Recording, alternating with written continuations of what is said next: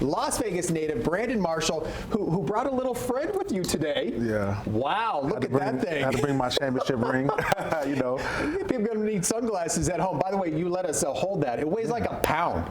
Yeah, I mean, look, you know, only a few people have this, so sometimes I got to bring it out and flaunt it a little bit, you know, kind of stun a little bit. You should be proud of that. Absolutely. Well, let's dive into things. Obviously, you've been in many winning locker rooms. That's why you got that ring. Also been in some losing locker rooms. Absolutely. What's the mentality in both? Yeah, honestly, it depends. It really depends on the leadership of the team. You know, sometimes you can either ascend, you can get the guys together, hold a team-only meeting and ascend, but sometimes, you know, some guys are just there to get their check, right? They're just there to, you know what I'm saying, to, you know, for the flash and just to play football, and you know, you can continue to go downhill, right? So it really just depends on the leadership. As someone who wasn't there just for the check, do you kind of, when you see a guy who's just playing for the check, I mean, how do you handle that? I mean, I would think that would be irritating. It's tough. It's tough because, I mean, we're all there for the check, right? Well, of course, you're not playing for free. You know, but you know, some of us have different motivations. Some of us really want to win, but some guys are just there for the money, and that's it. So they don't have other motivation to get them to turn the things around.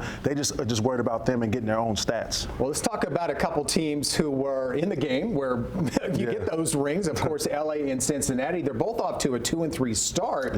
What do you think's going on there? How do they kind of hit the reset button and get back to their winning ways? Well, it's a year-to-year basis in this football game. This is not like the NBA, where if I'm good one year, I'm gonna be good the next year, and we can predict who's good every year. It's up and down every year. So teams and players, they actually need to reinvent themselves. You know, coaches, you know, whatever worked for LA last year might not work this year, right? Even though they might have revamped their team, even though Cincinnati revamped their offensive line, you know, it's still different. It's a year-to-year basis. Right.